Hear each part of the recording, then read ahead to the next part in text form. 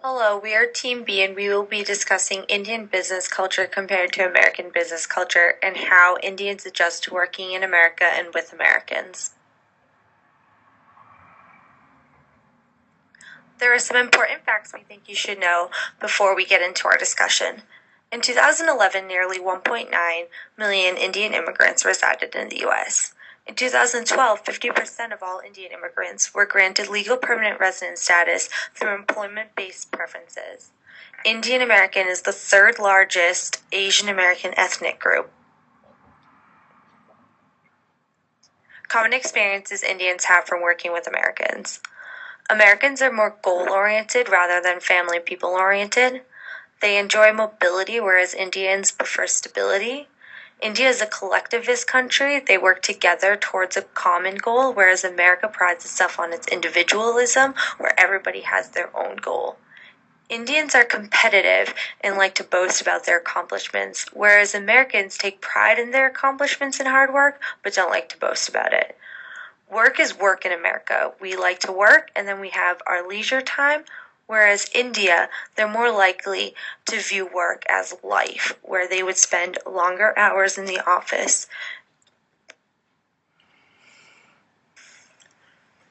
How Americans commonly experience people from India. Americans commonly see people from India just as they are seen in movies and in television. This obviously does not portray people from India the proper way. You cannot base your opinion on a group of people off of what you've seen on TV and in movies, because most of the time things and people are portrayed differently. Americans also view them as lazy and that they won't work. There's a myth that Indians here in America sit around collecting government welfare checks, but this is not true. They do not receive welfare checks from any U.S. government agency and pay every kind of tax that immigration has brought to them. Americans also think that Indian coworkers are experts in Indian culture. Americans have the tendency to assume that just because they are part of a certain ethnic group, that they must be experts on every aspect of their culture. This can make them feel very uncomfortable at times. The third part, we are going to talking about how do people from India commonly experience Americans. The most Indian experts in United States are the elite of their country. They study very hard and have good grades. Challenges for Indian experts in United States are as following. If an Indian expert wants to have a good life in United States, the first thing is how to blend in it and how to make friends with the native. The gaps are different cultures and religion, but the largest challenge for them to live in United States is a totally different religion. Some ways to blend in United States. We find some articles on the verb BBS. Most of the Indians will find a good job through their efforts. They are very good at math and physics. They keep their basic religion but will insight into new religion and culture again. They have to forget their classism if they want to live better in the new country.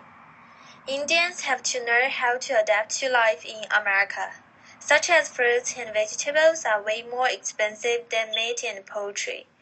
That generally speaking, the poor is more a bit than the rich. A lot of couples adopt children, sometimes in spite of having their own, and treat them exactly like their own. By and large, people do not carry cash. In spite of the society being opening, hedonistic, and liberal, the social norms and standards still have very strong conservative religious influences. The importance of credit rating, credit score, retail policy, Black Friday and the frenzy associated with it. Amazingly friendly, hospitable, and helpful people, yet a very conveniently private lifestyle. That American foreign policy is very inaccurate reflector of public consensus. That you cannot purchase alcohol unless you are 21, but can purchase a gun if you are 18, and so on. Furthermore, as you can see in the Global 500 companies, a lot of CEO is from India. They know how to have a good life in the United States nowadays. Therefore, the important premise of being a successful Indian expert is blend in the new society of America. Today I'm going to talk about how business in India is. India relies on a system based on hierarchy, informal business meetings, dependence on leaders, women, and family-oriented. Business in India relies very heavily on a system based on hierarchy. They are also very informal when it comes to business meetings. Meetings are not punctual. They could start late or end early, and can also be interrupted at any time. Doing business in India is very structured. Businesses are generally run by one very strong individual. Leaders are very well respected, whether the leader is a boss or manager. Whatever they say goes. No one ever questions their authority, decision-making, or requests. If a leader is questioned, it is seen as disrespectful. Leaders do most of the major decision-making, leaving the middle management with little impact on the decision-making process. All responsibility falls on the leader, including the failure or success of the whole project. Leaders give specific and exact instructions to the team members. Because of the hierarchy system set in place in India, women are very low on the totem pole. Therefore, it is very hard for women to be respected in a business setting. However, like the United States, women are working their way up in the corporate world. Indians are very family-oriented, meaning that doing business with them, meetings are not always strictly about getting down to business. It is very common to have a conversation about your family before talking about business. If you get straight to the point and start talking about business, it could be seen as being offensive and rude.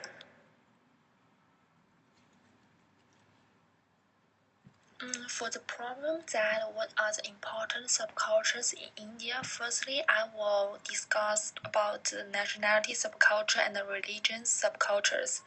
For the nationality subcultures, I will list 4 major subcultures.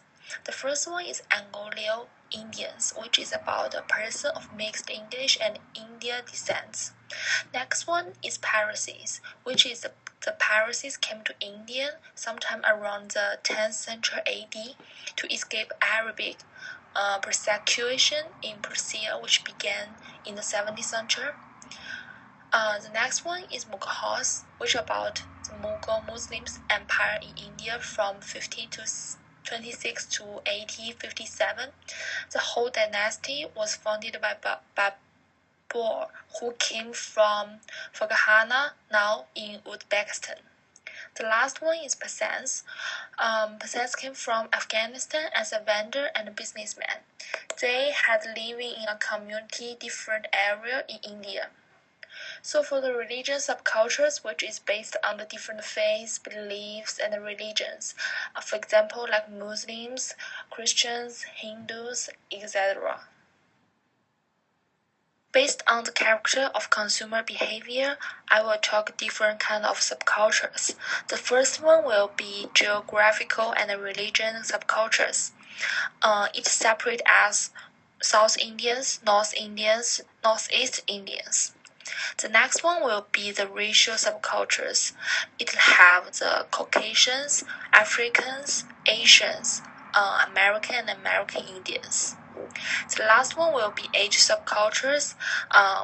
For example, gender and as subcultures.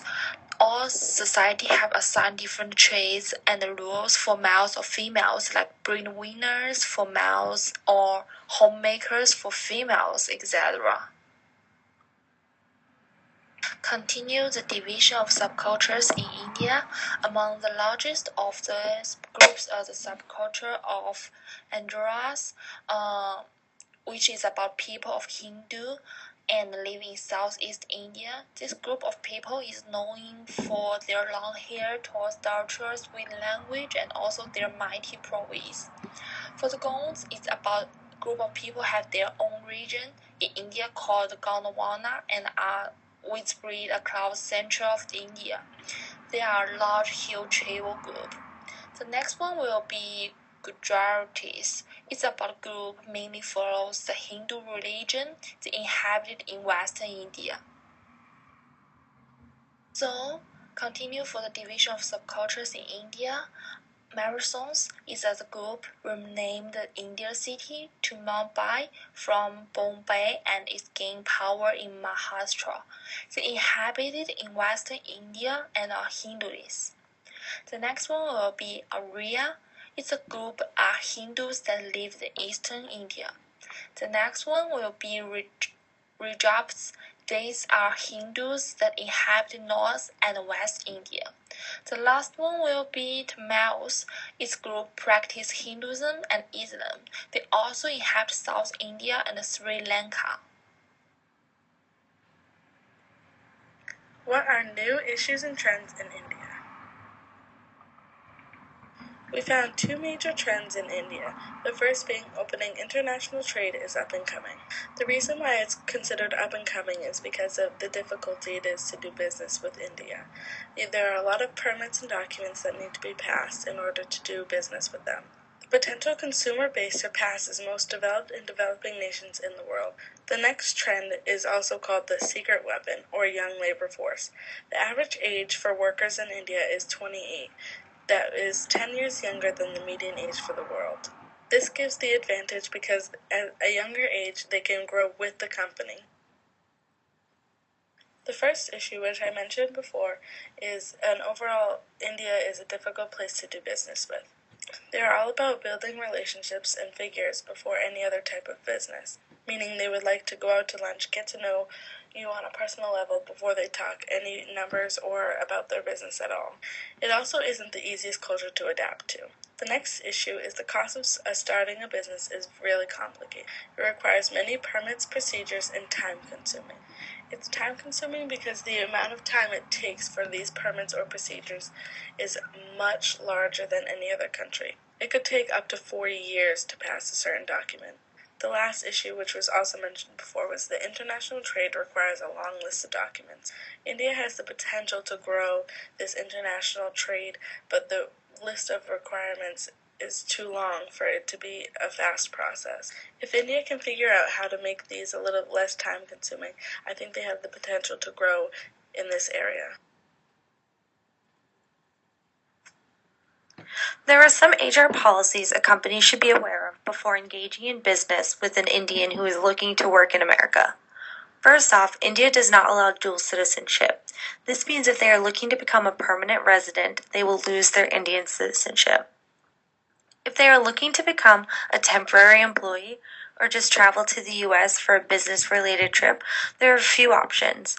The B1 and B2 visas are short-term visas that allow you to participate in business activities in America.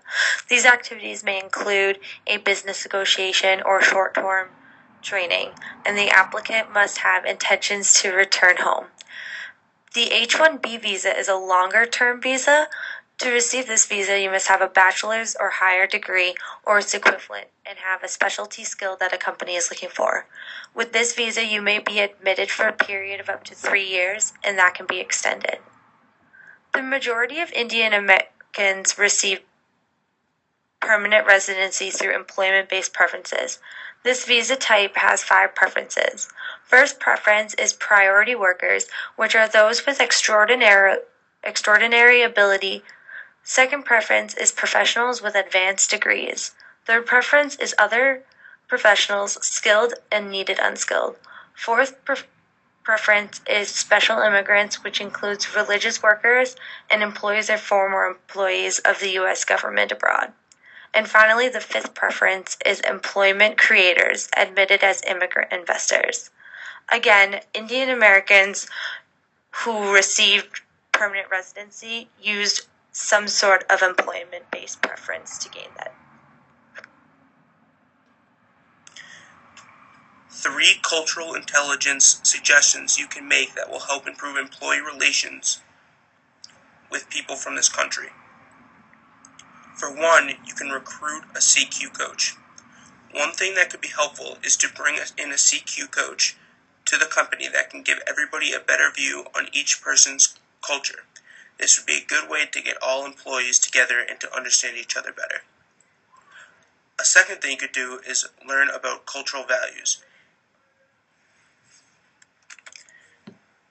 If American employees learn about their Indian coworkers' cultural values, This may allow them to be more respectful when having conversations with these coworkers and not insult them by accident. You can also seek diverse perspective.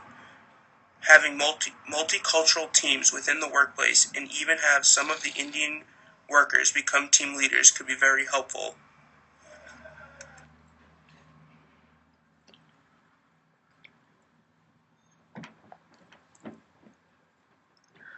Thank you for watching Team B's discussion on Indian business culture.